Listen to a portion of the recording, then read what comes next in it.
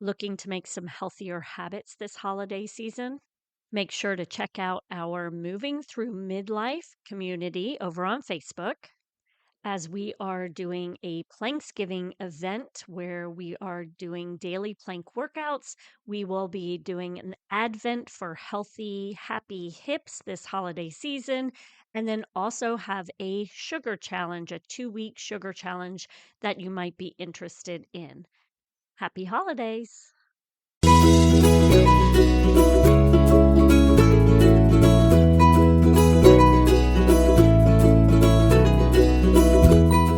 Hi, I'd like to welcome you to Raising Healthy Humans. I am your host, Courtney, a personal trainer and health coach, and the founder of FormFit, a community where I help busy moms move more. As a busy and sometimes overwhelmed mom of 3 myself, I understand that it can be difficult to find ways to live and raise healthy families. It is my goal to help provide you with the information and tactics you need to help raise healthy humans.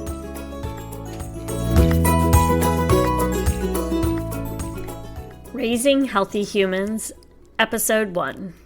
It starts with you. We all want what's best for our children, and many of us are willing to give up pretty much everything for ourselves, for them. Yet you might be doing both you and your children a disservice while doing so. It's time to realize that if you want to raise healthy humans, you have got to start with yourself. So, I don't mean aesthetically, but rather I want you to think about how you are feeling, mentally and physically. All mirrors set aside, the scale thrown out the window. How do you feel in your own body? Take a moment, sit with yourself, and think. How do you feel in your own body, in your soul? What words are you conjuring up about yourself right now?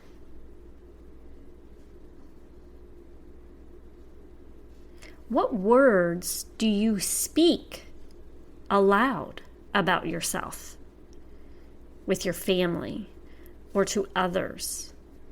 Do you provide nourishing words for growth and expansion when you talk about yourself, or do you play small? One thing I think about in regards to this is taking compliments when someone compliments us. If you think about your child and you were to say, "Oh, you look so pretty or handsome today," if they came back to you and said, "Oh, I woke up, I didn't have a chance to do my hair and, I'm so tired," you would you'd literally laugh, right?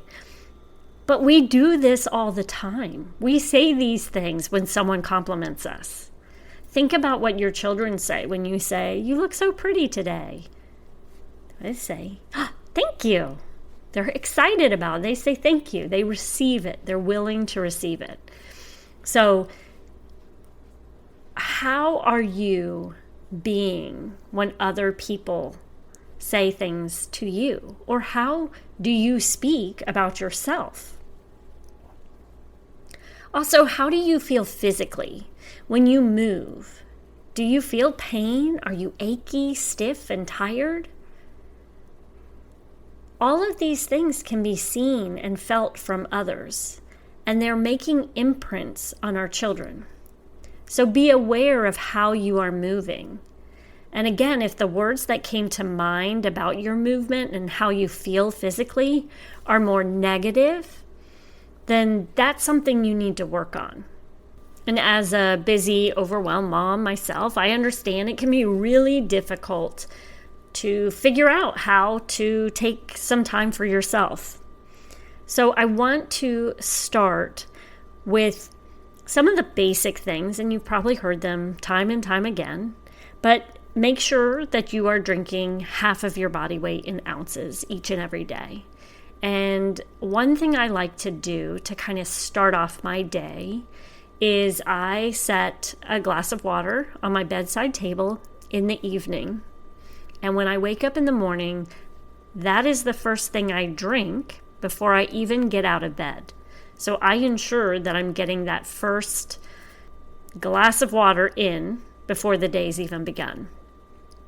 So that, and, then always carrying a water bottle with me throughout the day will help to ensure that I'm getting the recommended ounces of water each day. Make sure you are moving every single day. And I'm going to talk more about this in another episode, but I want you to really pay attention to how you think about exercise and movement, because even though they aren't the same, I want you to look at movement just as important as exercise, and possibly even more important than exercise.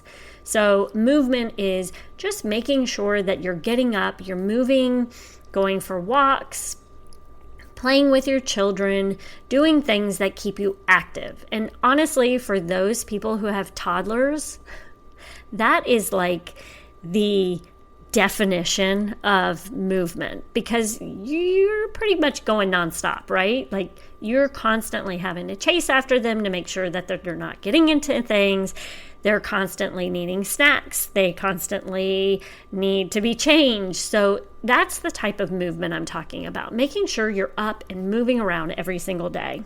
The other thing is making sure that you are eating protein and fat at every meal, which, again, I will go over more in some upcoming episodes. Sleep is another really important thing. You want to make sure you're getting 7 to 8 hours of sleep. Obviously, if you have a little one, you are not in that season of life of being able to get 7 to 8 hours of sleep, but we need to work on getting more restful sleep and, maybe taking naps as well. And the biggest thing is committing to yourself, that you are going to take care of yourself. And by committing to yourself, you are taking that foundational step to raising healthy children. Because depending on the age of your children, you may not see it now, but they are watching and learning from everything we do. Some of the littlest things you are doing right now to encourage your children to live healthier lives may show up years from now, but know that they are watching you and they're taking it in. And you're not going to see it. You may not see it for years to come. My son is a perfect example of this. I have spoken to him about food and nutrition and how we should nourish our bodies. And every day, because he's older, he'll come home and he'll grab pretzels. And I'll just keep saying over and over again about the fruit bowl and, making sure that you can eat those snacks, but make sure that when you eat those snacks, you're also eating a fruit or vegetable, because we have to eat our healthies with every meal. And, I have watched him for quite a few years in his teen years where he always goes for the pretzels. He does not go for the carrots. He does not go for the banana. But he is now in high school sports. And he came home the other day, and instead of getting the smoothie that he normally likes with just strawberries and bananas in it, he asked me to add some avocado, some kale, and a little bit of that collagen powder that you use, Mom. So they are watching. I promise you, they are watching, and they're picking up on the little things. So make sure you commit to yourself. And with that, I hope you enjoyed our first podcast. I understand that you are here because you want to make a difference in your family's life, and I promise you I'm going to be providing you with some great tips over the coming episodes. But I really wanted to stress the importance of how it truly all begins with you taking care of yourself first.